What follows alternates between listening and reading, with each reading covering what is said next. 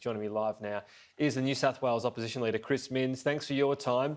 The good news, they might be out of action for a much shorter period of time, but we don't know exactly how long. Is it possible to put this down definitively to anything? Is there an element for the government of bad luck?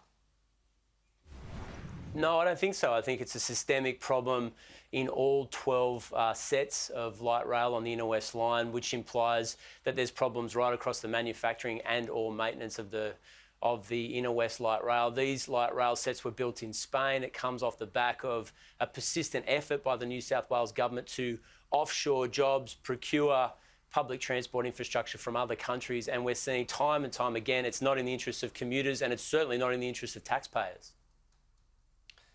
Right, but if they were Australian-made, there are no guarantees about things. We make things that don't always go well in this country. That's true, isn't it?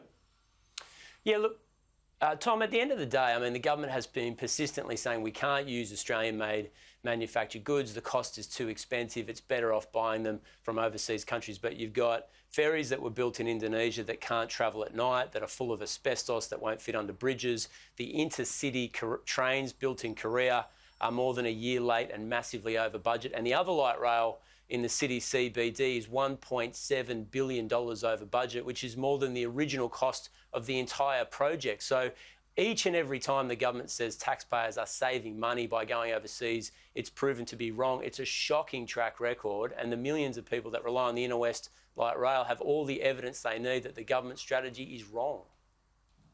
So is your message, though, Australian-made will still be more expensive, but it might be worth the money?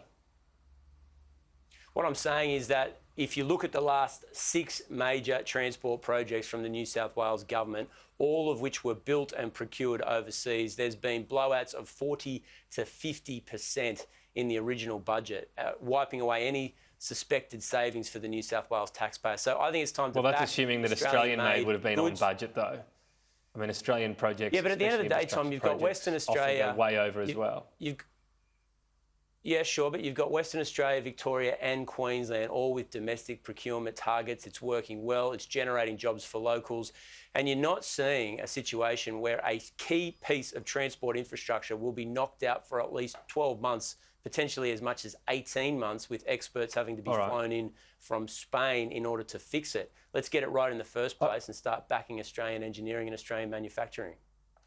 I wanted to talk to you about New South Wales. The reopening from where we're sitting in Canberra seems to be going extraordinarily well. Would you agree so far? Yeah, I think that the huge credit should be given to the people of New South Wales that responded to the call to get vaccinated. They did it in record numbers.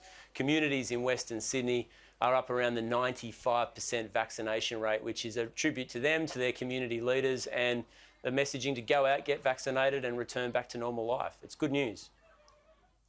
The first big call from the Premier was bringing forward reopening, being less conservative. That was Dominic Perrottet's first big call. It's been a good one, hasn't it?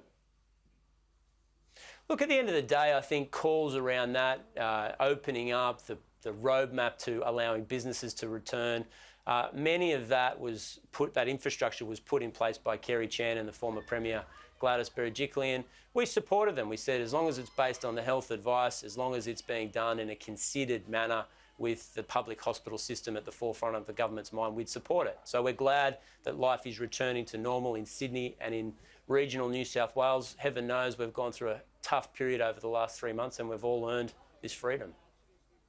Chris Minns, thanks for your time. Thanks, Tom.